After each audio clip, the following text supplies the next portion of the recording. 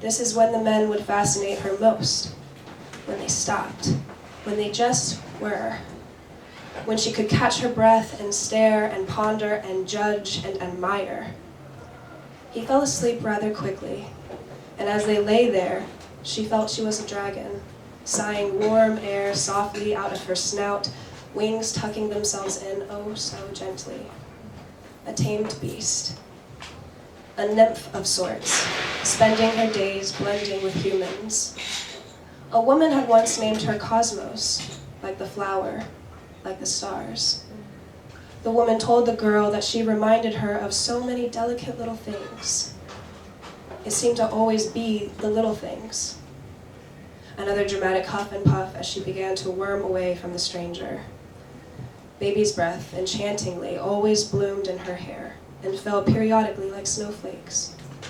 Cosmos then swiftly began to stand, bending to pluck a few flower buds from the man's warm chest, deciding to leave the 1 or 2 strands of milky hair she had spotted. Her hair was nearly as white as the petals that fell, had there not been that kaleidoscopic hue to it. One really noticed the rich shades of her hair when the sun was rising or setting, or as the moon gleamed at her when the darkness blanketed all. Despite how she admired the heavens and its colors, its artistry, the sky had a muse, and it was her. The strands continued to glisten there on his tired body. Perhaps he had another lover he would return to, and perhaps this lover may find the hair, and Cosmos's karma shall be renewed. She heard humans talking about karma often. She never worried about these things, but she did, however, believe in balance. The starry sky whispered to her often, as most whispering occurs in the dark, and now it beckoned her to retreat from this stranger before she soon lost herself entirely. She had been staring and imagining for too long now. Maybe this one was different. Maybe he saw her. Maybe he would name her, and it would be so perfect. And they would be so perfect, and he would be so perfect. She was slipping, and the celestial bodies pleaded, screeching sweetly in hope she would heed before she dismissed the actuality that she is a star herself. You are one of us. You must go, now. The voices serenaded her mind and sent a shiver down her spine, alerting her. She understood then, and quietly maneuvered to her clothing, grasping at creamy fabric. Once her arms peeked through the straps of a dress she so willingly allowed this stranger to peel off of her silken skin, she wrapped her arms around herself, affirming that her skin still belonged to her, not him. She was still a beast, and would rip him limb from limb before she belonged to him. But he would get off on every moment of it, wouldn't he? So she would leave. Pleasant dreams, she cooed, as she tiptoed away from her potential captor with her flowers, her skin, her dress, her bare feet, and a dragon's insatiable desire to fly. Now, having escaped, she giggled at how unmemorable this stranger really was, tiptoeing her way through the meadow that neared her abode. Nature hummed for her. Her dress was splotchy with dew, but the way it clung to her skin felt like a hug from God. Blades of green tickled at her feet, and the leaves of every tree and every blossom turned towards her, soaking up her light, but in a means that was mutually beneficial, respectful. Her hair was a bit frizzy now and tangled, but she did not mind, for the wind would gladly comb its way through it, carrying a scent through the woods that brought such ease. Yes, she was quite the creature. As mystical as Cosmos was, as ethereal as these men exclaimed her to be, no one could actually see the flowers which fell from her head. No one could actually see the way she intuitively flowed the same way the sun did during the day and the moon at night. No one could actually see as she saw. Her eyes were magnetic and pierced through you. Her thoughts were otherworldly. She stumbled upon this earth with grace and delicacy, and most who gazed in her direction may mention her obvious beauty, but in reality, Cosmos was never perceived. When she was sad, her hair wilted and her hues burned with starlight. When she was angry, her dragon's fire burned her throat and flames licked at her heart. When she was giddy, she blossomed, and danced, and her nose blushed. Everything meant everything to her. She was everything. She is everything. She perplexed people with her strange ways, and she perplexed herself on the days she forgot who she was. It was so easy for her to do that, it seemed. Thank you.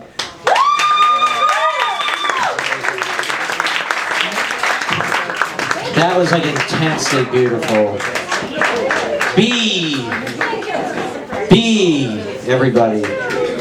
That was hypnotically beautiful, thank you. I felt like I was in Hyrule. The Legend of Zelda. Alright, we're gonna get to everybody. Thank you for coming out, thank you for sticking with us. We're gonna be, this is where it gets fun. This is where things let loose, and things get wild. Yeah, that's right, thank you for coming out. How's everybody doing? That's right, thank you. Alright, let's get Nick Fiera up here. Nick Fiera, everybody. Thank you so much for sticking around. This is where it gets fast and loose, baby. This is it. We made it. Yes. Give it up for yourselves. You're hanging out. My name's Nick. I'm a comic, and I'm from New Jersey. Yeah, all right. There we go. Where? Patterson, New Jersey. Patterson, New Jersey. If you're unaware, there's a high school there that I used to substitute teach at called Eastside High School. Eastside? Do you know the mascot of Eastside? Here's how bad Eastside High School is. Their mascot is the ghosts. It's the people that used to be alive. All right, great. No, but despite what I look like, I'm happy to be here. Woo! Someone told me earlier today I looked like what would happen if Antifa was sad. I was at a bar earlier. I was sitting at the bar, and someone walked in and asked the bartender where the bathroom was. The bartender goes, "Oh, it's down that way, past that alternative gentleman." Which no one has said out loud before, ever. Like, was it a Victorian detective novel? Like, good gracious, Barnaby, there's an alternative gentleman afoot. They say he works at Spencer's Gifts at the mall. That was a shit day earlier. I heard a bird make the wrong noise. Not like a woof or a moo, just like kind of the wrong sound. Like there was a pigeon sitting on the sidewalk and it just looked up at me and it went like, "Ugh!" Like, "Ugh!" It's not a good sign. No one's buying a lottery ticket after that. Fuck. But no, I'm happy to be here, man. The last comedy show I did was in a factory. Not like, oh, it used to be a factory and now it's a WeWork space and they do kitten rescue on the weekend and there's bubble tea. Nah, this is like just a fact. There's some guy with a pinky ring and a trunk full of shovels happened to have the keys to a factory. And like, go ahead, tell your little jokes. Like that's not. It's weird telling jokes at a factory because that's someplace where back in the 1920s, like a 9-year-old kid would just go to work and lose a foot in a machine, And he'd live home drunk and beat his 9-year-old wife. Shit. In front of their 4-year-old kids, could you imagine? And I'm up there 100 years later just trying to tell jokes about how my cum's the wrong color. It's dark gray, don't worry. It's... Jesus Christ. No, look, I live off gummy worms and scotch. Nothing comes out of me is the right consistency or hue. Just everything looks like you put camouflage pants and Victorian doll eyes in a blender and just flicked it on my belly. It's fine. Great. There was a lot of rat talk earlier. Like, there were several people that brought up rats throughout the evening. And I have to say this, I've learned a lot about rats living in this city, man. Did you guys know this, that rats eat mice? Did you know? I know. You know how I found out? Was it a book? I was walking down the sidewalk and I saw a mouse eating a Cheez-It cracker, which I think we can all agree is the cutest possible thing for a mouse to be eating. Because this stupid ass thinks it's cheese. Yeah, and I saw a rat the size of a boot descend upon my new friend, cutting through him like a hot rat through butter. Then I got a mouse inside of a rat. All right, been here before, I can handle it. And the rat looked at me, and I looked at the rat, and I understand what happened next, because I don't like it when people watch me eat either. And the rat got freaked out, and he took off, but he didn't check his periphery, and he ran headfirst into what? A full diaper. All right. Mouse inside of a rat inside of a full diaper. I don't know if you know this. I don't know if you're from here. That's a New York turducken. It's on the menu every night if you know where to look. You understand how important the information I'm giving you right now is? Rats eat mice. That means Hey, if you have a rat in your apartment, good news. You don't have mice. If you have mice in your apartment, awesome fucking news. You just get a rat. Easy. I understand not a lot of you want rats in your apartment. You got a solution for the rat. Just tie a balloon to the rat. It's not gonna like fly away or nothing. You'll just always be able to tell where the rat is. Because that's the scariest part about a rat is the surprise. It's kind of cute if it's like not sneaking up on you. You see the balloon peeking out from behind the couch, we'll watch Netflix standing up tonight, no big deal. See the balloon peeking out behind the shower curtain, we'll just wash up at work. Fuck this shit. I got enough rat talk. I got in trouble this week for microwaving fish in the break room of my job. I didn't know you weren't supposed to. I really didn't. I got in trouble. It got so bad that eventually HR had to come down and pull me aside and be like, Nick, you can't keep microwaving fish in the break room. I was like, why? And they're like, because there's way more humane ways to kill a fish. The most unbelievable part of that joke is I don't have an office job. Are you out of your mind? Look at me. I have to go to work after this. If I go to work, I mean, I have to go teach homeless dogs how to play the ukulele on Avenue D. Like, this is not... Fuck. Thinking about buying a gun. Why do people laugh when I say that? I think I'd be an okay gun owner. I think I'd be okay. Because I don't have like a hero complex, right? I don't think I'm going to defend my homestead from a tyrannical government, right? I don't think I'm going to... I got bad knees and astigmatism. I'm ticklish. I got IBS. If the government wants me, they're going to take me. Spread me open and just... Like, all right, great. And I tell people that and they're like, well, why even bother getting a gun then if you're not going to protect your home or your family? Why even bother, Nick? And I'll tell you, it's a personal reason for me. Personally, I know I would just sleep a lot easier with the barrel in my mouth. Guys, my name's Nick Fiera. It's been a swell time. Have a great night.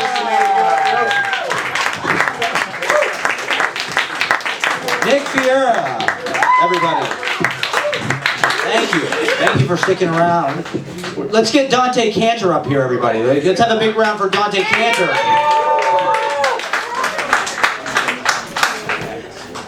Hey everyone, my name's Dante.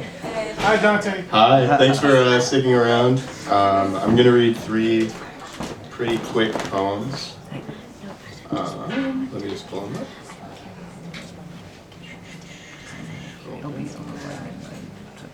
Alright, this one's called Speaking Porridge into Portuguese.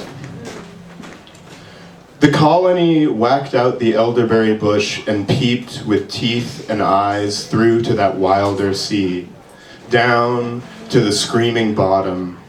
Oh, Susie, don't look there. Don't you know that Eden kept us out, and out we stay, mountain ranging and eating the liver, crushing the berries down to pus with our long feet? A Dutch turn down a ditch, an itch unscrupulously scratched on a map, new nutmeg cutting up our throats, milkmaids, plates of eggs, the escaped are raising up their hands in Florida, drinking palm wine from the mouth of a canoe. Be cunning, Miami, be sharp as a switchman, pushing a line of lazy circumstance, a great long tumble, the French up north, scratching our fathers in the bark, beating themselves with clubs and making the run. We join the family. We, colony, sit very still in the elderberry bush, bush with no berries on. Oh, hunger, ghosty wind, a big white kite smiles down, an evil smile, something very wrong, full bowel of sea, howl of sea. We look out from the bush and cannot answer. That's the first one. Yeah. This next one's about the Shakers. Do you guys know about the Shakers? Yeah, it's like a Christian sect. Yeah, a bit of that. And they were completely celibate, and one of the things they would do to test their celibacy they would strip off all their clothes and they'd dance together to sort of tempt each other. So that's what this poem is about. It's called First Shaker Dance. After months of starvation, he sprouted a layer of hair. Step, turn, step, step. Men on the left, women on the right, meet in the middle and do not touch. Matrimony between us and the air, which does not exist except in motion through the folds of her skirts. Mother Jesus, Miss Manchester, squashed red face calling the rounds. A vase of ragweed in the next room begins on its own to budge. You have been very naughty. Born through this narrow canal between the crowds in coats so dark, they are cutouts of the world which lies on the table. A cheap piece of terry cloth that mother picks up and waves, spins in the middle, the crowd spitting, throwing their hats, cupping her breast. Do not touch or press your eye against the eye of another. The red behind the gray morning moans across the floor, trying to get out. Heaven is just like here, only worse, only seconds behind. And there's a quick one next about, last one. This is a poem about Rip Van Winkle. We all know Rip Van Winkle. Snow on the mountain melts into smoke. Yes, yes. Van Winkle fell in love with a man he couldn't see in a dark cave of total dark. Sometimes he imagined his eyes adjusted. Then a bright blue arm, draped willow of jewels, bloomed slowly in his skull. Little city of 2 people, maybe 3, traffic jams all morning. He could never tell if he was asleep. The black traced down his back, and it was a snake or a finger. He dreamed he had to sort the stones, then woke up, sorting, heavy feeling in his hand. He started to think of the light like being dead. Food found its way into his stomach, food and pebbles, which he passed through what must have been his body, but felt more like a line, snaked out forever in both directions. The man he loved floating around the line and plucking it like a string. One night, he had a dream that he woke up in a sunlit forest, his beard past his feet. He dreamed he walked down from the mountain, rubbing sleep from his eyes, and on the dreaming went, on and on. Thank you.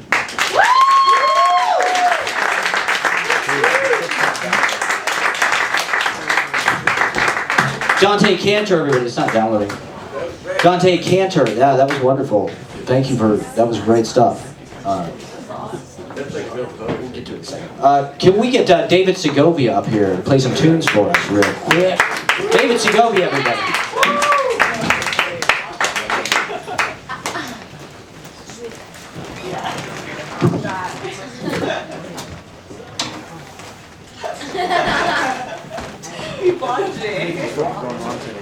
Yeah, I don't know why it's started.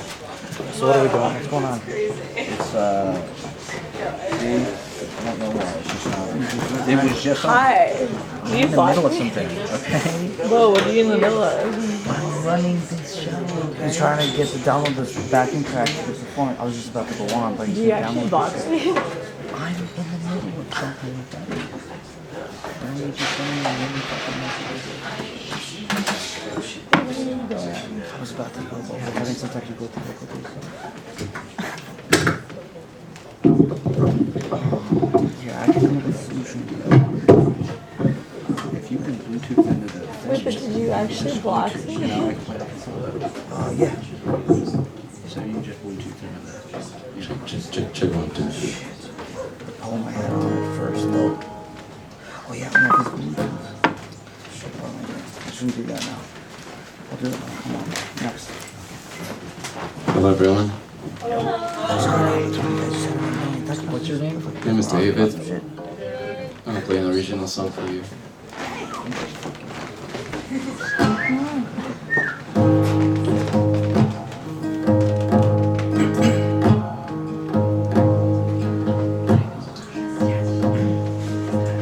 If I sing,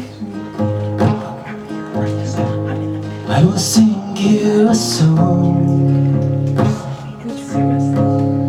Let me love you with notes.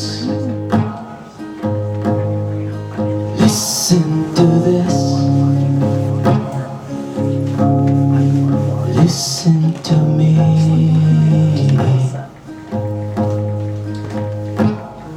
To me.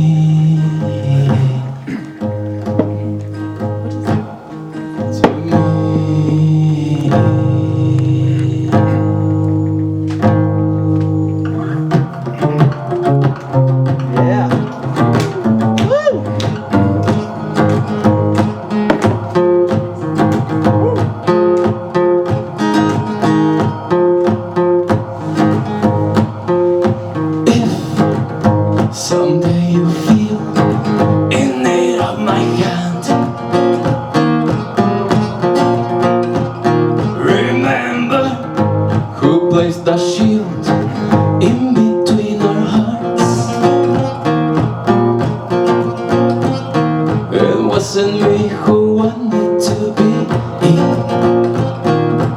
wasn't me who wanted to be all on my own.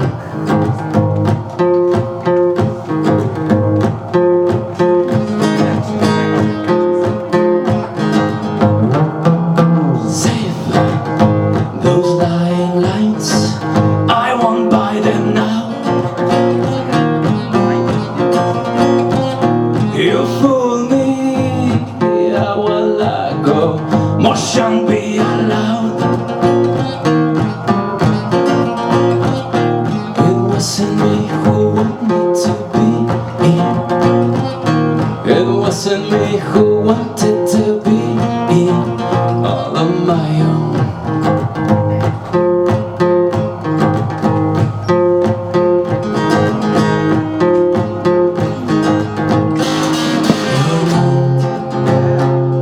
With pride changes every time, and I have to pay that price.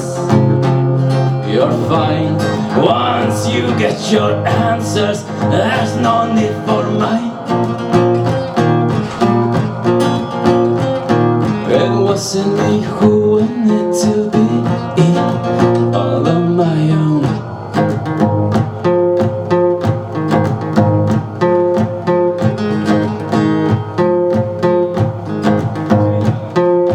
No, don't you cry now, please. Those tricks will not fly. I know them all, and I don't want you messing with my nights. It wasn't me who wanted to be. It wasn't me who wanted to be all on my own. All on my own. On your own you are now. On your own you are now.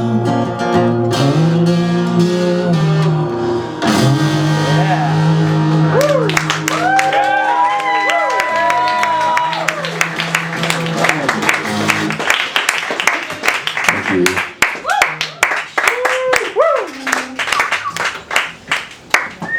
It's being sent up bells.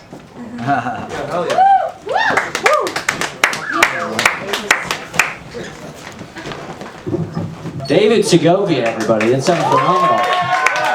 We're gonna keep going with more music. Let's get Louis Mason up here. Louis Mason.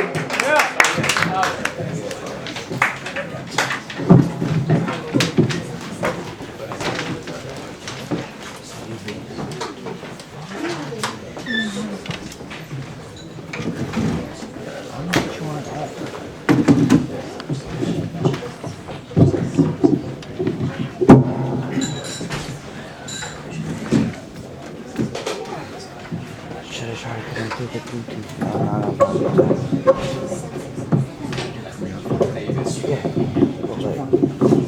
it's a Bluetooth, right? So I'd have to connect to it.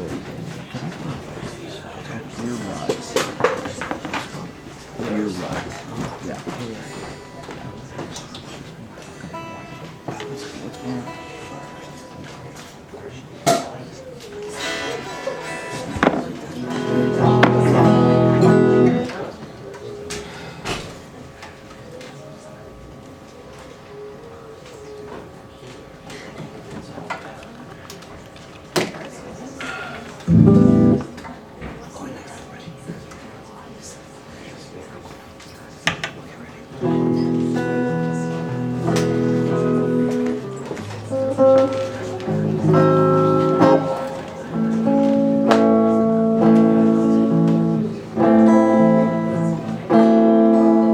It's early in the morning, the sun has yet to rise.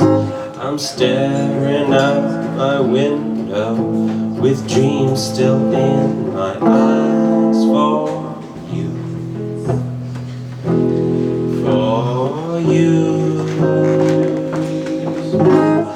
Oh, there must be something I can do.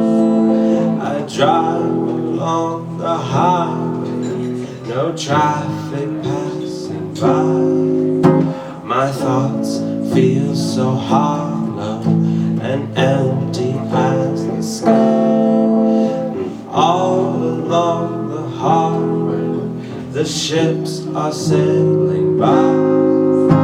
My thoughts, they feel so narrow and as empty as the sky. The city lights are endless, don't have the time to kill. The seconds turn to hours while I am standing still for you. For you. Oh, there must be something I can do. And later in the evening, it's hard to settle in. So strange to be without you when there's still so much within. No music in the park, no moonlight coming down. I'm stuck beyond the borders with strangers all around. And here I sit in silence with one thing on my mind. I tell myself that someday I'll leave it all behind for you. For you. Oh, there must be something I can do for you.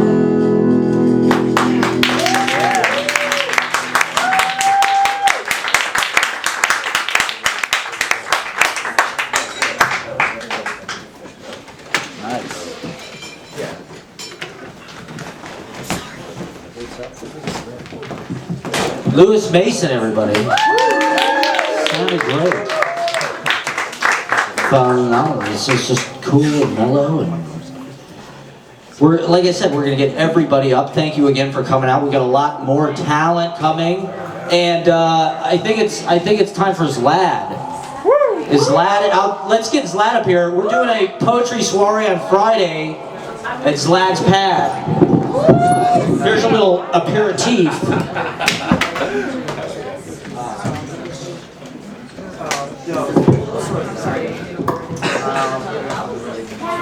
Yeah. Yes, unfortunately, we had to take some contingencies regarding the immersion factor due to extenuating circumstances, namely technical difficulties. So let's see if this works.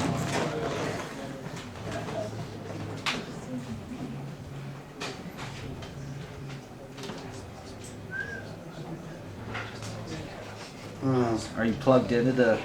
No, it's trying to stream something. I could just, no, you hear that? That's the click of the phone.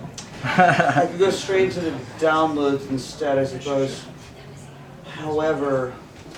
Talking heads. Provide some sort of additional... No, we're not starting off with that. Thirsting more. Your mom's thirsting more. Fuckme.com. No, really, the internet is so fucking awful today. Like, I emailed this shit like that. Patty Smith! I don't know, I feel like honestly, I feel like I'm fucking cursed today. Like, Patty Smith, Levy K. straight on it, or try this up into Detroit. Just give me a second, please. Yeah, Kim I'll get you Gordon. up. I'm Kim sorry. Gordon. Kim Gordon, everybody. Girl in the band. No. I'll get you up. Blondie! Blondie. Deb Perry. Give me a second. Smith. I have to do plan 3. I'm seriously in plan C right now. I have to go straight into my audio files right now. Yeah. Apologies. I don't know. I thought it was We touched her. There you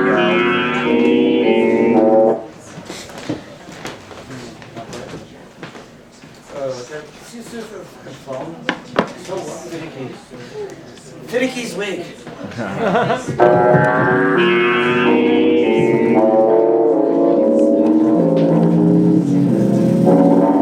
Like a lotus flower blooming as it dies, indubitably. Yikes, man. Let's see if this is gonna work though, man, because it's definitely Clap. This is a shit tense and nervous and I can't. I'm tense and nervous and I can't. There's like Oh, You can't relax. I can't sleep because my bed's on fire. Fire. Don't touch me. I reveal.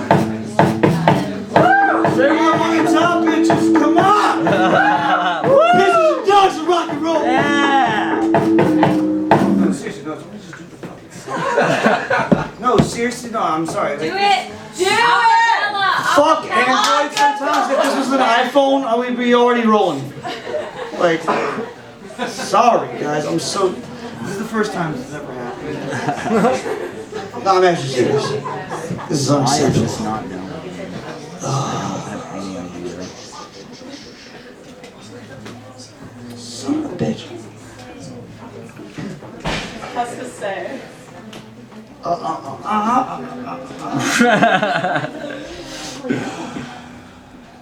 Oh, there we go. Fine. Fucking leave. Yeah. Jesus Christ! Sorry, not sorry. I can't see the face up to the facts. I'm tense and nervous and I can't relax. I'm going up cause my bed's on fire. Don't touch me, I'm a real live wire. Psycho killer, guess his name. Better run away. Psycho killer, kiss the sand. Better run away.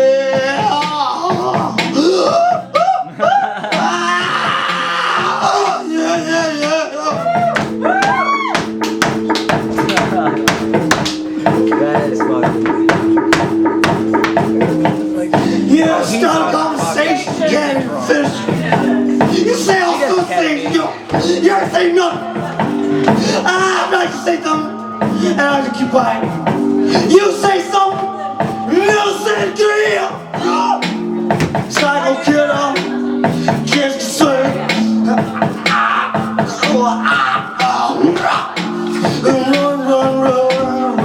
Run away.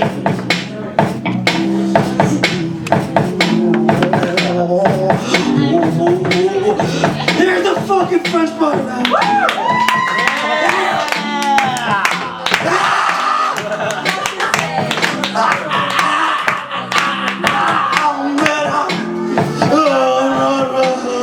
Run away. Qu'est-ce que c'est? Oh, oui, c'est bien plus. C'est bien plus. Eles não estão socorrendo. Tô com a campanha. Tô ruinhacia. We are wicked. We are blind.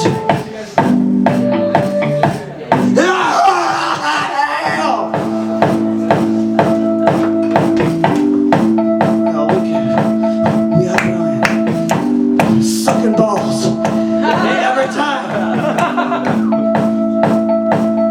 I don't know what. I don't suck the finish the sentence. Yeah. Help!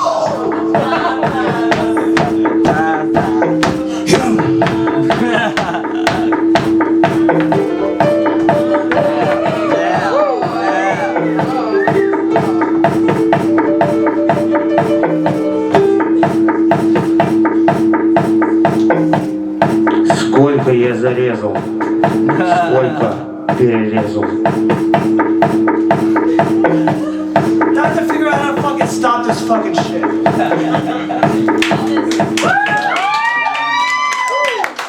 I don't know, let me ask you guys quick questions. Is technical difficulties a good band name? Yes. I like it. I'll work on that one. See you guys later. Enter the Zalad. Technical difficulties. Part of the show. Put her on right now. You don't. Matt Roger, Let's get the. Don't put her on right now. There's a list. We're going by the list. You wait your turn. Like that's only fair. And whose turn it is now? Been waiting patiently. Let's get. Fuck. Yo, I was thriving. I want to go out with What's your name? David Velona. David Velona. Let's get David Velona up here. Stella is on triple super awesome deck. Thank you. I appreciate it. All right, what's up, y'all? How we doing? We still got energy, Let's fucking go. I've been waiting a while.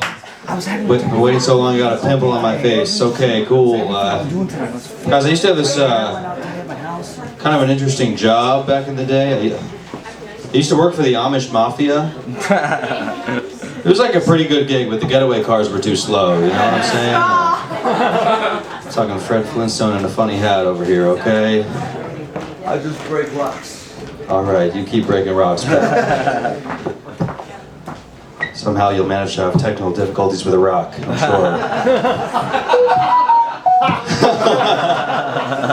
I brought that with me, I brought that sound. I don't know if you guys heard this, but this woman is suing Kraft Foods right now for $5 million. Did you hear this? She's suing because her Velveeta mac and cheese took longer than advertised to make. It's like, yo, how are you eating Kraft mac and cheese but can afford a lawyer? That doesn't make... Your food budget is $2 a day and your legal budget is $7.50 an hour. That math does not make any sense, you know what I'm saying? Guys, I just learned this recently. I learned this new fact. You can call up the New York Public Library, and if you press 4, a librarian will read you a bedtime story. Yes. Guys, I have not felt the touch of a woman since Obama was president, okay? Not since Muammar Gaddafi controlled Libya have I been embraced. Guys, the last time I was getting blown, so was Benghazi. Are you picking up what I'm putting down here? Every day is a fucking struggle and a fight. Let's see, a little bit about me. I got a trans brother, I got a transgender brother. Yeah, anyone else? No? Just me? All right, hell yeah, all right. It's one of those things that just like makes sense in hindsight, you know, looking back. Like he played on the boys' baseball team growing up. All his friends were boys. He used to beat the shit out of me all the time. You know, it makes sense, right? Like, he's like my brother. I love him. I support him, of course. You know, no matter what. But like, if I'm being honest with you guys, some of it's kind of bullshit. It's kind of annoying. Like he just got his hair cut short for the first time, and it looks way better than mine. That's not fair. It took me 23 years to figure out that the sides of my head could be shorter than the top, okay? This is an uphill Jewish battle I've been fighting. And he's a dick about it too. Like he was a piece of shit when he was my sister. He was a piece of shit when he was my non-binary sibling. Now he's a good-looking piece of shit as my brother. It's fucked up. You got all these older relatives too. They like fuck up the pronouns. They misgender him. It's terrible, you know. Their excuse is, oh, you can't teach an old dog new tricks. It's like, okay, but you managed to figure out a way to live stream yourself storming the Capitol. I think you can get the pronouns, right? It's like he has a beard now. It's very obvious what he wants to be called. You know? Keep getting this, I guess it's a compliment. My friends keep telling me, like, oh, you've been going to the gym, you're lifting, you're looking big. Looking big. It's like, no, dude, I'm just getting fat, okay? That's the only thing that's happening here. They're like, oh, I don't know what you're doing, but it's working. I'm like, I don't know either, but I do know exactly how many calories there are in the Jimmy Fallon Ben & Jerry's. The answer is 1,210, if you're wondering. It's the Tonight Dough. It's the Tonight Dough. You know it's called the Tonight Dough. I know that. Anyway, we got a great show for you tonight. A fat fucking Jew is here, all right?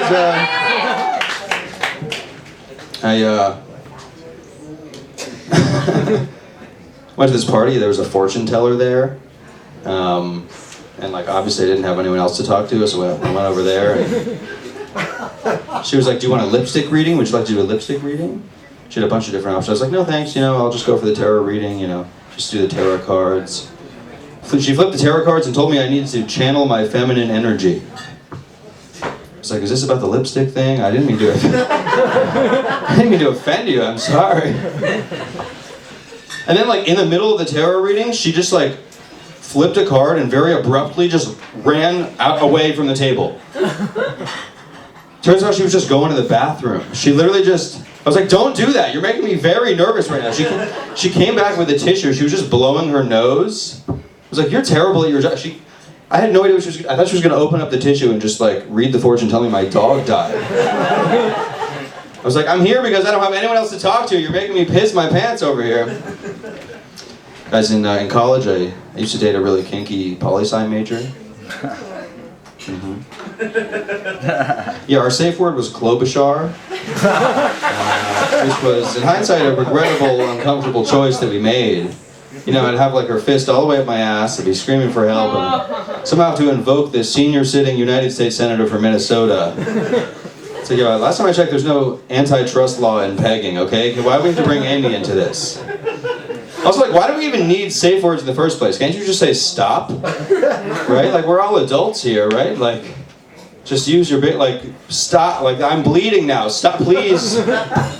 It's gone too far, much like this bit and my time. Thank you very much, everyone. I'm Barack Obama.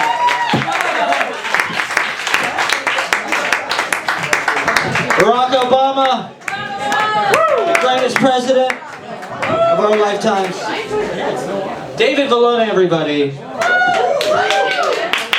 All right, this next this next writer I met at 432 Hudson. It's kind of a cool spot. It's at Beckett's. It kind of got shut down, but it's like a secret like DIY house video. You maybe heard it. It's super cool. Carrigan Miller, everybody. Carrigan Miller. Let's have a big round of applause. Read some lit.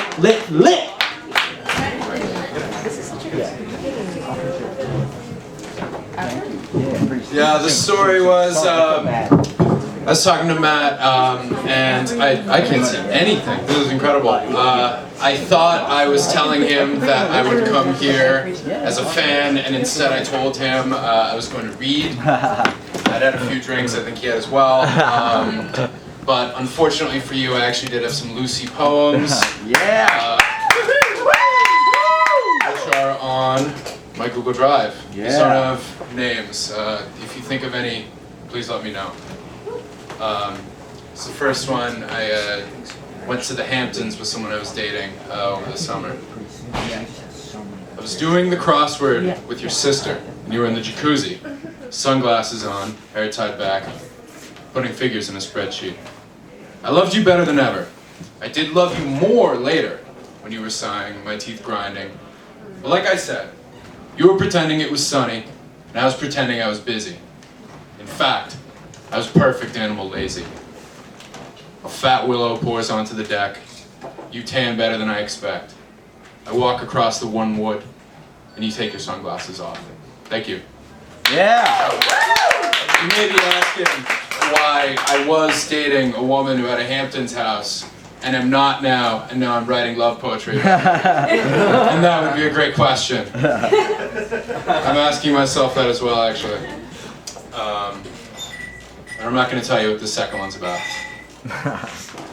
Silence rises like smoke up into the vaulted ceiling. And that, I'm thinking, is what I want, what I'm here for. But by degrees, noise cuts through. A toddler's fist rapping on wood, the rustling of wool and polyester coats, and louder behind me, loudest, is shrieked Italian. Maron, porca miseria! The noise rises, condenses, and coats us like dew. Silence is a false denial of sniffles and HVAC systems. But sound falls heavily, mercifully, a charity, a gratuitous gift. Thank you. Yeah. I stole that last line from Pope John Paul II. Everything else is original.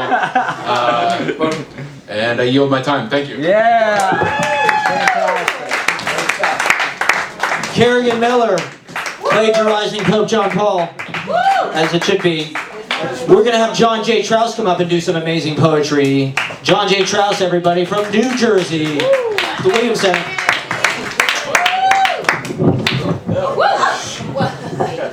Okay, maybe I'll do my poem on Gerald for President Gerald Ford. I do have one, but I won't do it. So we had some great mention of Bushwick, Williamsburg, Patterson. Yeah. Is Nick still here? Because I can't see. Yeah. So this is called Quiet Spaces, and the epigraph is from Lou Reed's Candy Says, 1968. I'm not going to sing it. Candy says, I hate the quiet places that cause the smallest taste of what will be. Who does not love the quiet spaces, the places that are waiting to be the next hot place, the next hip neighborhood, the spots that are just turning hot but not yet, the summer not yet legal, though you should not be here yet. One remembers the dance party in an apartment in Williamsburg. One used the bathroom, one danced, although not invited to the party. Is this the right place? One remembers the dance performance in a subcode basement in Williamsburg. The Swiss dancer climbed out of a burlap bag naked in the back room, invisible to the audience except for the video projection in the front room. One told her in German that she had a nice ass. One remembers the dance performance in the subcode basement in Williamsburg after the scheduled act. The audience got up to play an experimental dance, barefoot, interpretive dancing with the dancer, the choreographer, the lighting designer, the sound engineer. One remembers the rooftop performance in Bushwick, multimedia, makeshift stages, lighting, lugged upstairs, sipping aguardiente sin azúcar, rehearsing with the dancers before the dance, partying with the musicians after the act, in a newly converted apartment below, peeing in an abandoned courtyard. One remembers the development complex on a bluff in Patterson, peering into the empty model homes, tracing the tract housing, pacing quietly around the quiet plots, hearing and feeling the light wind looking out on the city below, the sirens in the distance. One remembers the proto-art factory in Patterson, wandering the vast vacant halls, the endless corridors, climbing the creaking stairs, the slippery steps, plumbing the dark depths, the heights lit by late winter, late afternoon dim light, darkened windows. One remembers shepherding nephews through abandoned but soon-to-be stadiums, hillside riverbanks littered but soon-to-be developed, urban parkland, factories, watercourses, broken pavement, brittle bridges, lost mosaics, moss, muck, mud, lichen up. Thank you. Yeah. So this is from my book, Why Sing. I have copies for sale if anybody's interested. I have copies of my other books for sale too. Yeah. See me afterward. So this is called The Large Ladies of Land's End and L.L. Bean. And the epigraph comes from Gertrude Stein's Lifting Belly, her long love poem to Alice Toklas. Gertrude Stein, Lifting Belly, 1915 to 1917. I have been heavy and had much selecting.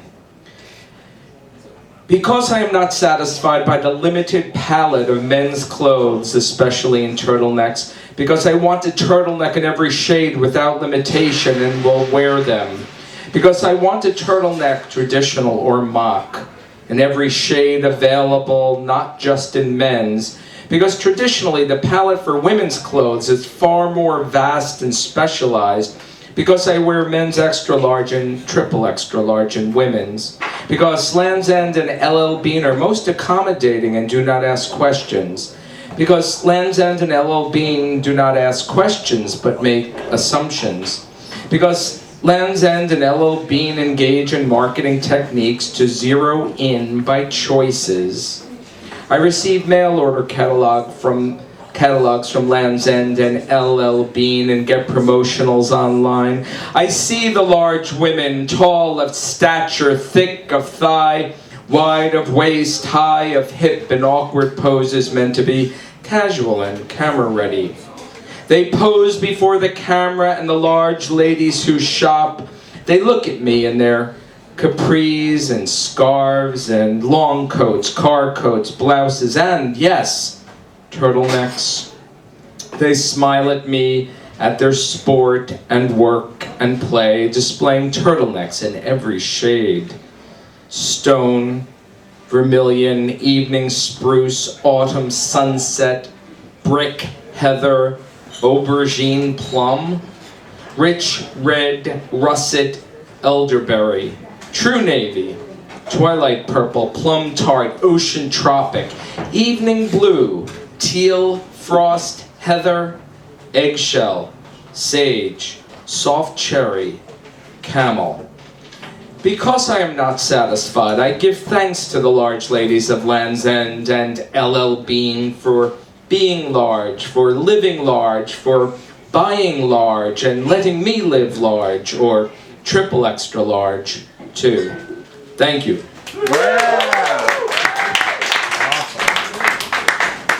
John J. Trause, everybody. Thank you. Once again, this is where it gets kind of fun. Sit back and relax. We got a few more acts. We're just going to just enjoy the deep silence here. Is Malka Heinen here? Malka Heinen signed up earlier today. Okay, let's get Javier Ruiz. Javier.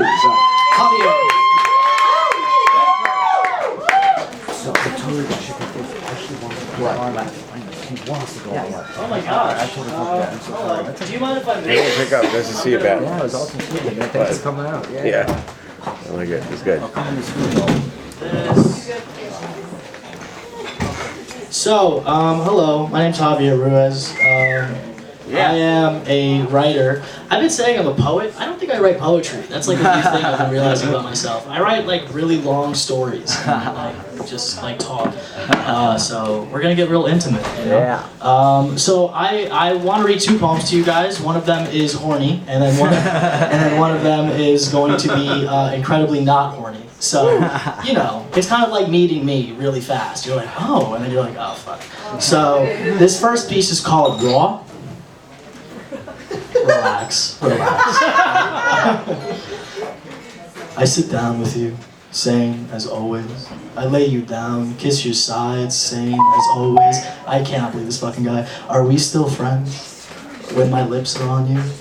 When my tongue flicks and spreads you across, same as always. Do you love me the way I love you? When I fill you up, roll you tight, kiss you close, same as always. None of that matters. Just like always. Because you're going to burn too bright for me. Just like always. Thank you. That was the first poem. Yeah. So fun fact, that poem is actually about weed. Wow. Raw papers. Whoa. Yeah, they were like, is that a weed crowd earlier? She was right. So this next piece is way longer, and it's called Carrying Water, and it's very, very important to me. I've read it maybe twice in my life. And I'm actually reading it for my friend Natalie, because she never got to hear it. So, yeah. Yeah, alright. Okay, so this is Carrying Water. When we were kids, you asked me, how do we become people? The weight of this question weighed heavy on my mind. 12-year-old me could only say, if becoming people only takes time and a little bit of pride, we should be grateful that it came so easily. We're always learning, and our desire to be is weighed by the waiting we feel drawn to do, like carrying water. Each individual drop makes up the whole. A puddle becomes a lake, becomes the ocean. It'll never happen on our schedule. The more we grow, the heavier our toll. I was very well spoken. You looked at me and said, huh, you want to play Mario Kart? And I did. There was an inherent truth that we knew deep down, even at 12 years old. We could be something. We could be loved. We could be hated. We could be unconsidered by an inconsiderate world that wants to see poor brown boys drown the way poor brown boys are bound to do. But that was not our fucking problem. We had people to be, to try to be. We met in middle school. The way all middle school friends meet, not even 5 feet apart. You called, you fucking teacher's pet. And I said, spell teacher's pet, you ugly idiot. It was the first time I heard you laugh. You picked up your desk the next day and dragged it over to me. The teacher threatened to call your mom, and you said, I don't have a mom.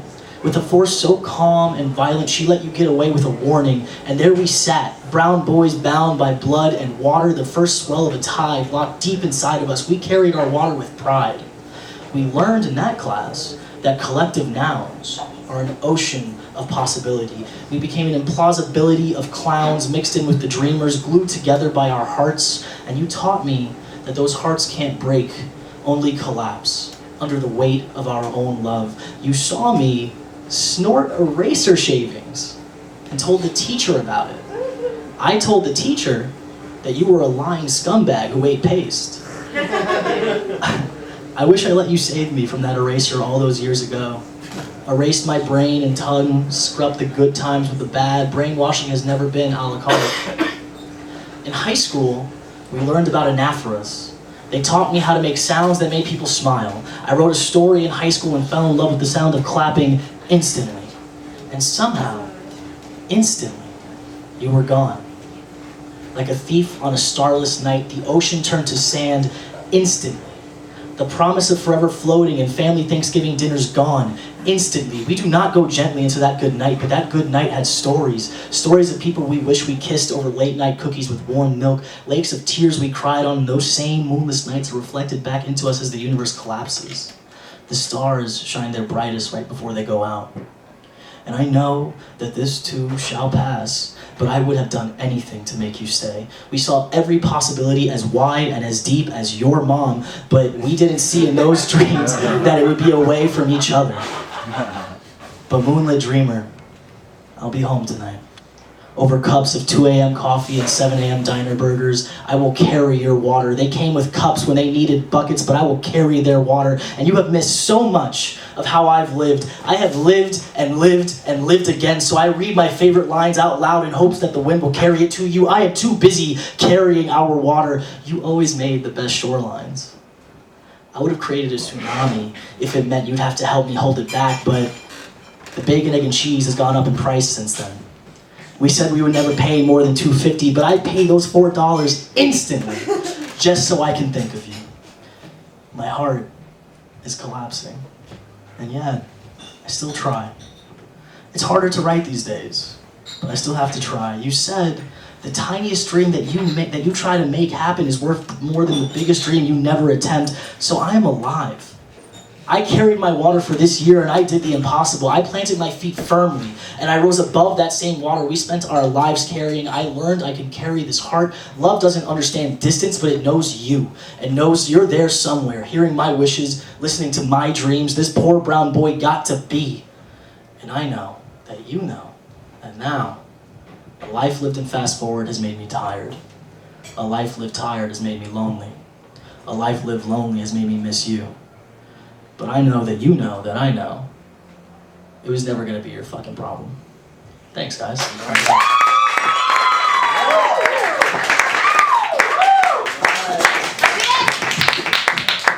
Thanks.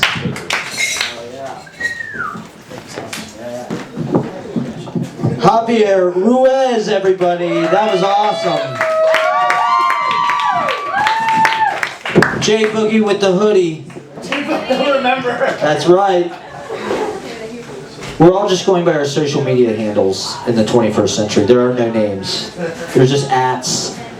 Let's get Eric Asker up here. Eric Asker, everybody. Let's have a big round of applause. Thank you for waiting. Thank you for hanging around. We're still having a great time. Eric Asker. Hey guys. I'm gonna head. I've never felt like less of an artist. I just do comedy, I just talk. You guys ever do mushrooms and whippets at the same time? Last Tuesday, you ever do that? Last Tuesday, really? Hell yeah, dude. We all know what those are, right? By the way, like mushrooms, that's mushrooms. Whippets is nitrous oxide. It's what the doctor gives you when he wants to drill into your jaw and have you be like, dude, vibes are chilling here, you know? Can you play Tame Impala, you know? Like when you go to, you know how you talk to the dentist? Here's the thing, when you do psychedelics, you have these like profound realizations about life, right? And I try to write them down. The only problem is when I go back and read them later, never as profound as I thought they were at the time.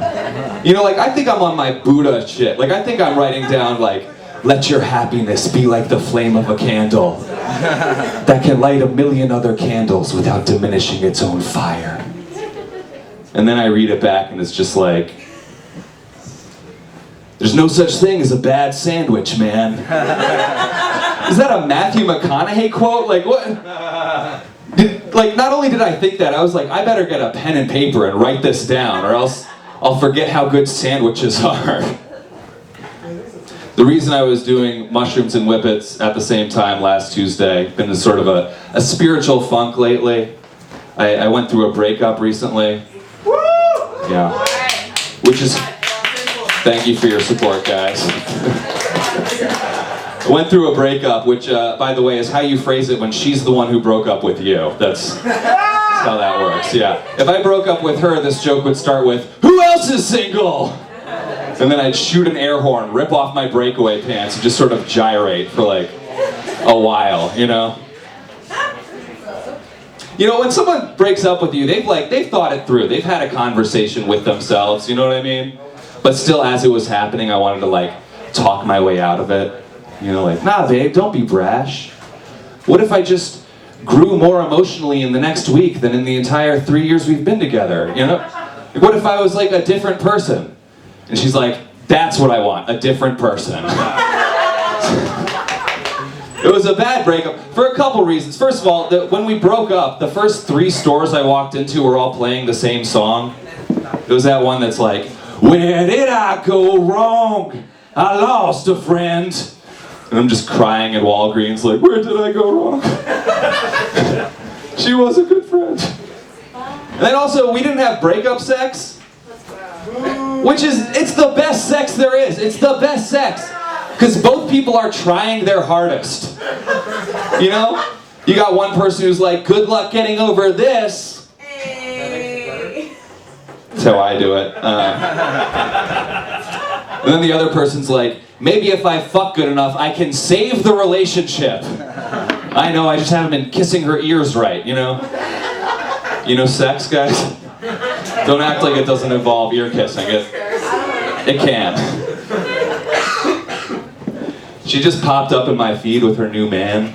I don't care for that at all. Especially because when she broke up with me, she told me it was because she was gay. Yeah, that's a dirty trick in a breakup. Because when someone comes out to you, you have to be supportive. So I supported her through dumping my ass. I was like, thank you for your honesty. You're so brave. So I hit her up. I was like, what the hell, dude? And she's like, yeah, I think I'm actually bisexual. So that means she's attracted to both men and women who aren't me. Is what that means. Which is kind of a lot worse. She's just out there like, what are you, a overweight albino woman? Hey, I'll try it. As long as you don't have Eric's personality. That's the only deal breaker. Poor Eric. This has to be funny, guys. It can't be sad. Or else it was all for nothing. Should I call her?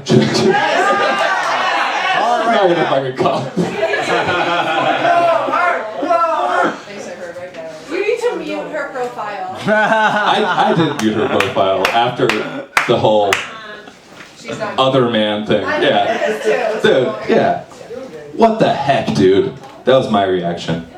Yeah, now I don't know how to meet women, you know, like they're half of everyone I see, but I don't know how to meet, you know what, does this resonate with, like, have you ever see someone like you're attracted to in the wild? I always like go through in my head like all the scenarios that you could do to meet them. I go through like a million different scenarios and then I just land on, what if I stood sort of near her? What if instead of being the best option, I was the closest option? What? Will that work?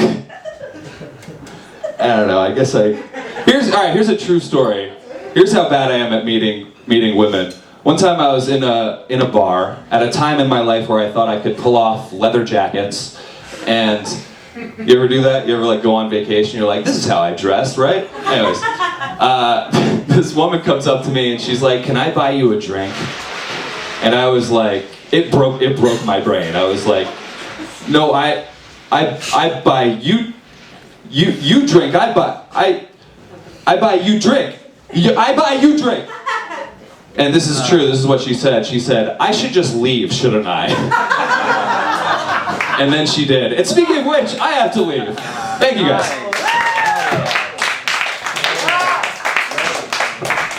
Wow, what a great transition. That was a great ending. On the fly. Eric Asker, everybody. Eric Asker, very funny. Do we have Welly Wells? Welly Wells. All right, how about, is Jimmy Ong? Let's get Jimmy Ong up here, everybody. One of our favorites.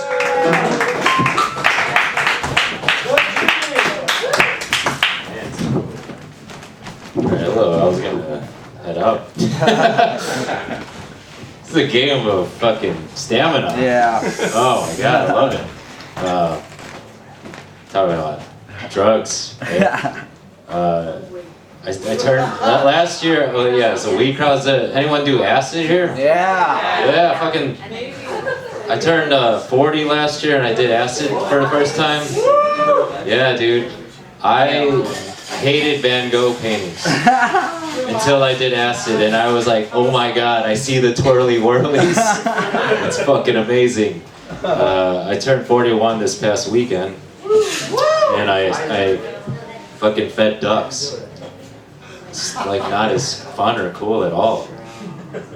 I gotta be married and have children by now, to be honest, and I'm just sitting there feeding the ducks and I'm thinking, these are my children now. This is it. This is my life.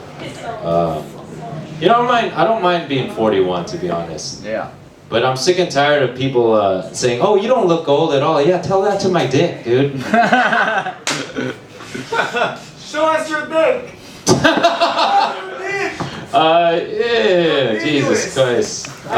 You can tell that's when the alcohol is kicking in right now. It's take off your shirt kind of thing. No, please don't keep the shirt on. No, it hasn't been the same the last 2 years. It feels like, dude, I've been riding on this automatic transmission for so long, and now imagine just driving your car, it's automatic transmission all your life, and then one day you wake up and you have to learn stick shift, dude. I don't even know how to drive manual. It's very hard. Now I haven't taken Viagra yet, but I've been learning, like, I've been doing research, and I'm like, I found that like Korean ginseng is good for ED. And let me tell you, it's okay. It's okay. But growing up, my dad had jars of this shit fucking around the house, and I'm like, oh my god, it's gone full circle. I didn't realize why he had it, and now I do. Oh my god, Dad had a little ED problem as well. All right.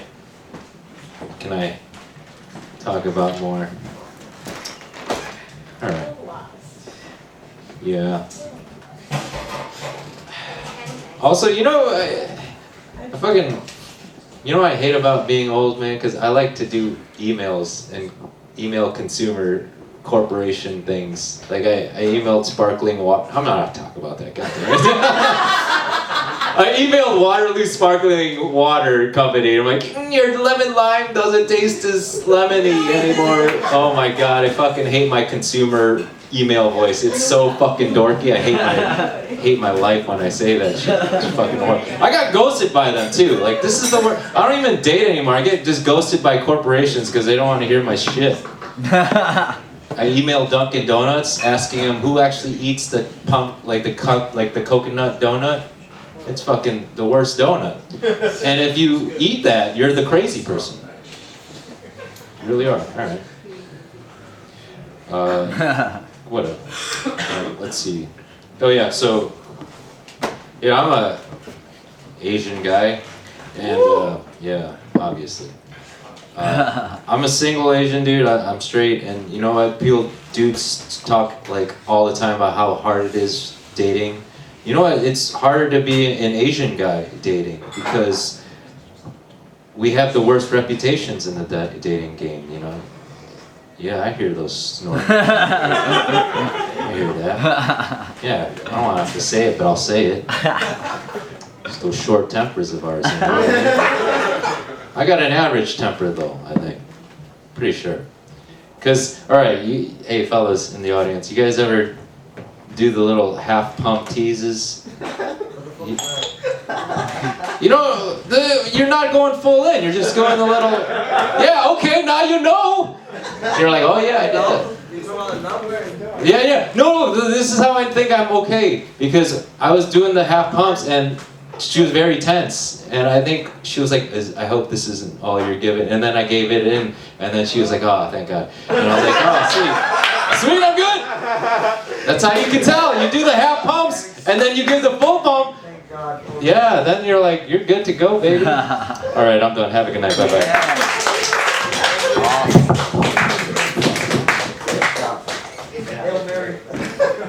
Jimmy Ong, everybody.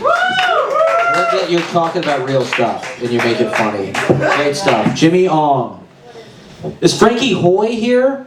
Frankie Hoy, H-O-Y? Definitely not. All right, let's get Bruce Whitacre. The great Bruce Whitacre just had a book, The Elk in the Glade, come out. Great book. Bruce Whitacre. Go Bruce! Thank you, and thank you, Matt, for helping me get that book out in the world. It's called The Elk in the Glade. It's on Amazon and everything. I have a lot of poems around, and I was going to read some of them. And one thing I want to say, Jimmy, is remember 41 while you still can. I'm up past my bedtime, so I'm going to get through this really fast. Yeah. So this poem was just nominated for a Pushcart Prize by Poets Wear Prada. It appeared in their Rainbow Project. It's called What is Fire to Me, or Sailor's Delight? And it's in my next manuscript, which will come out in about 5 years if I'm still alive. What is fire to me, or sailor's delight? Wood smoke lingers aboard the LA plane that just flew down a burning west coast. New Mexico's cobalt skies are veiled in talcum, these warming sunsets, incandescent red. Facing west, we eat at a High Plains cafe. The dock probes a receiving reservoir's extended shore, cottonwood seeds, blizzard pink in twilight, these warming sunsets simmering red. Bryant Park is sticky with a strange haze, our tongues salted with a cremated west. Lodgepole, pine, mule deer, and mountain lion, these warming sunsets lucent red. Coast to coast the signs rain down from heaven, launched by scarlet canyon-swallowing flames, cataclysm of pyrocumulus skyfall. These warning sunsets, alarming red. Thank you. Yeah. This is coming out, something called the Southern Arizona Press is coming out with a winter episode, so this is in that. It's called The View, and I call it Tonka-ish. Bonsai framed in window, falling snow dapples courtyard, balletic. Chernobyl winter brims ledges, blunts prospects from anywhere. Kitchen clock, tick-tock, COVID, day 1000. So that's The View. Yeah. And finally, this one is called Midsummer Midlife. It's coming out in my next book this next year called Good Housekeeping. And for those of you who are worried about relationships, let me just say after 40 years of marriage, it never ends. Midsummer Midlife. Come pillow against me and let's savor a Netflix. The bed is stripped to sheets, the AC catches up. A sexy show and your weight on my chest launch beta video memories that have outlived their player. Fuzzy snatches of escapades, glances across fog-filled rooms lit by smoldering flickers of Bring It On. Halo your face lit by the screen that detonate under my skin this Saturday night that descends from velvet ropes, then chains, then spiked collars, the bind that ties, confines, that couch. Now we leave parties earlier, blow them off. We turn away from other greener mouths back to now. Yes, scan the menu. This is still the one recommended for you. Thanks everyone, have a good night. Yes! Great Bruce Whitacre, everybody. Give the elk in the glade. We've got a few more we're gonna get to everybody. Thank you for sticking around. Can we get Stella up here? Stella, everybody. Stella.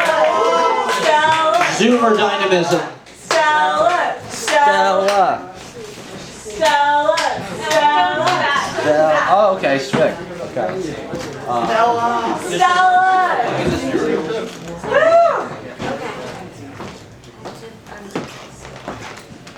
Other side.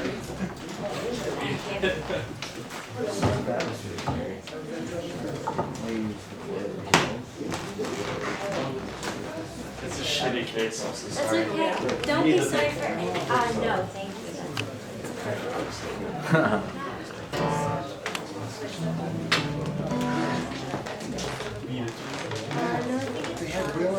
Wait, what do I plug in, Maddie? What's that? What do I plug it into?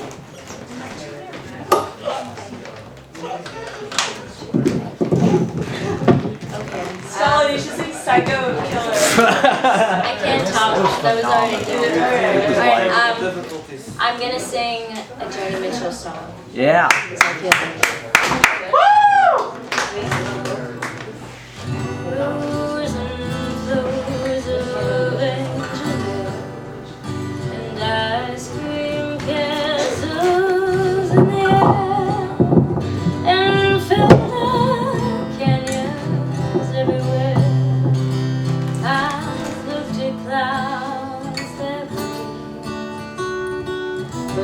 Now they only block the sun.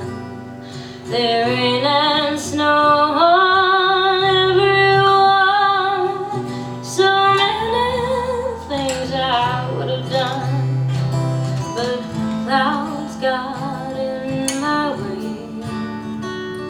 I've looked at clouds from both sides now, from up and down, and still somehow weaves cloud illusions I recall. I really don't know clouds at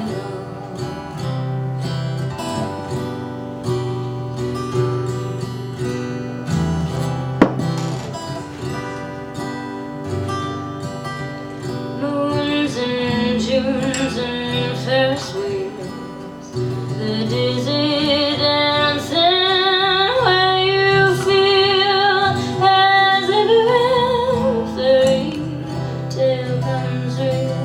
I've looked at love that way,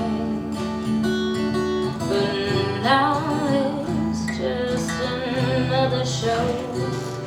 You'll even laughing when you go, and if you care, don't let them know. Don't get yourself away. I've looked at love from both sides now, from give and take, and still somehow ease those illusions I recall.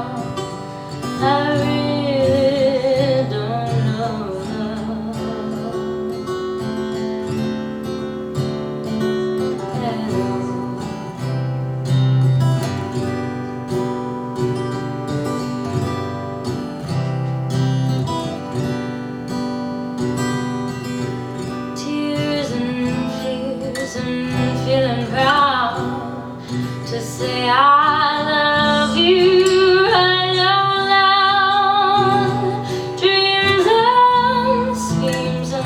darkest crowds.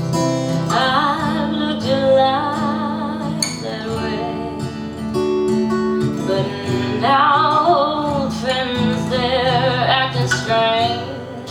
They shake their heads, they tell me that I've changed, but then something's lost and something's gained in living every day. I looked at life from both sides now, from win and lose, and still somehow it's life's illusions I recall. I really don't know life at all.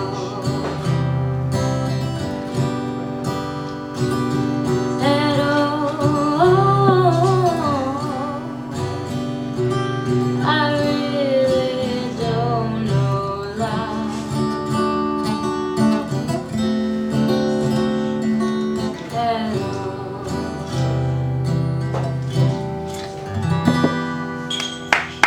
Thank you. Yeah!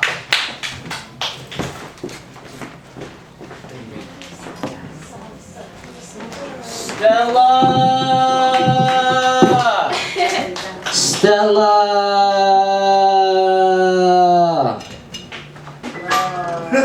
Thank you. Great, beautiful.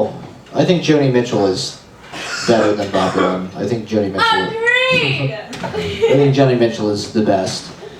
All right, let's get Junie up. The great Junie, Jonatan Arellano, great poet. Thank you for. Get ready. Get blown away. Yeah! Hell yeah. How you guys doing? Woo! Nice. Nice. This is my fucking... Shit. This is my 5th day sober? It fucking sucks.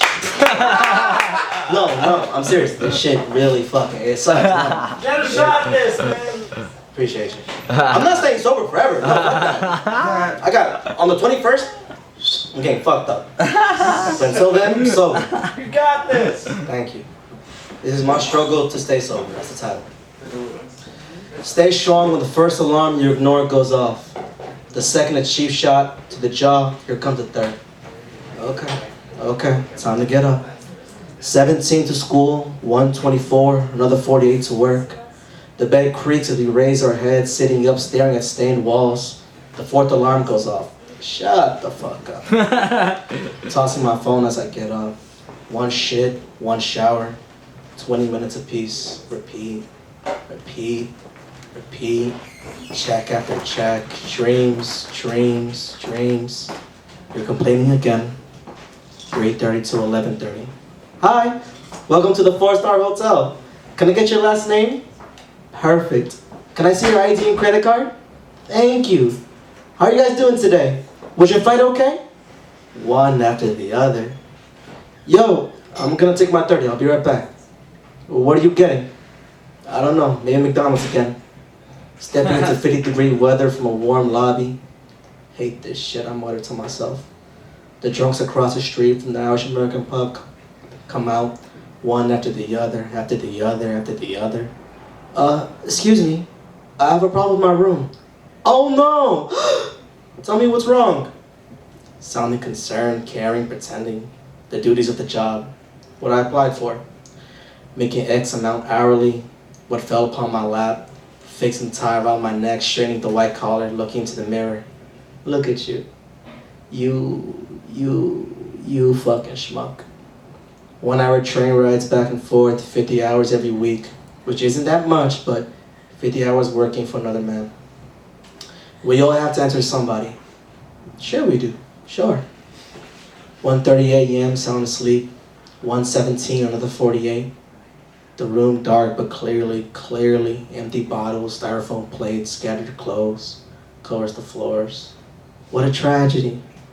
Closing the door, the squeak. This damn squeak! Waking my father up. Hola, hijo. ¿Cómo estás? Bien, papá. Bien. ¿Cómo te fue hoy? Bien, hijo. Bien. Shipping down to my boxers, climbing into my bed, closing my eyes. The first alarm goes off. Motherfucker! Thank you.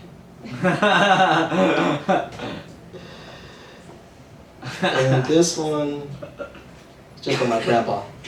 Yeah. A man of God. Wherever I was standing, he stood at one time watching over them, like a true farmer caring for his crops, from seeds to flowers. One day I asked a question to my aunt. What were your lives like growing up, Papa Pascual? From home to school, pray. School to work, pray. Work to church, pray. Church to home, pray. Eat, pray. Clean, wash, pray, and sleep. As my uncles and aunts dreamt about more rest, the morning rays began to peek over the volcano. The roosters got up and shook their feathers, ready to do what they do best.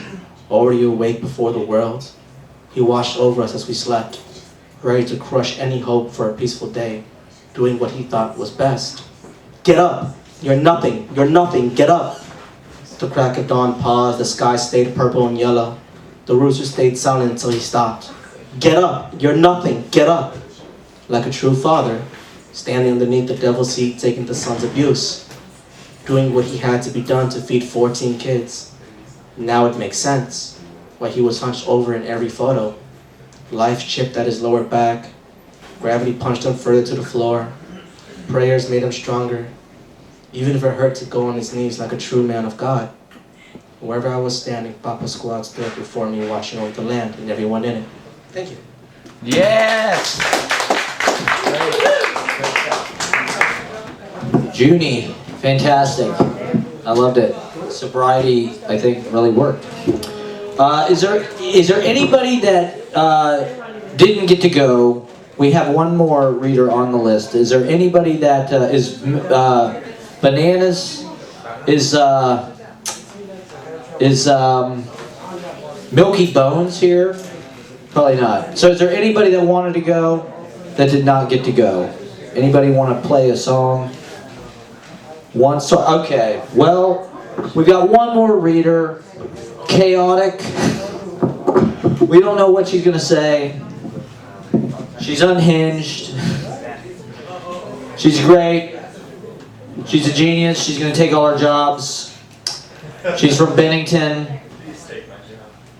Ladies and gentlemen, the one, the only, the Max Fisher of Columbia University MFA program, Ashley Escobar.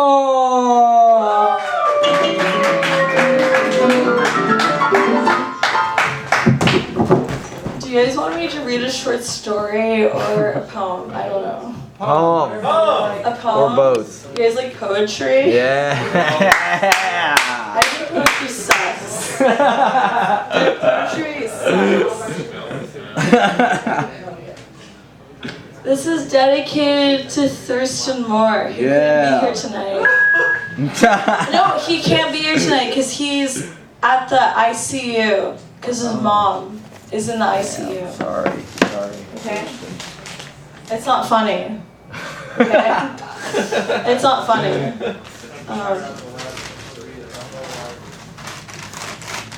So this is called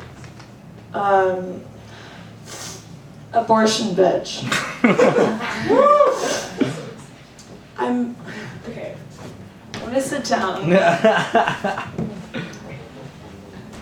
I'm building a city on my iPhone. Will you throw the soup on Warhol? My hands are tied by Lolita hair ribbons. I'm moving into a library. I'll sleep underneath the signed first edition of Catcher in the Rye and steal stale popcorn from the cinema next door. Is this avant-garde? Is this REI? No, this is not REI. Did you just say this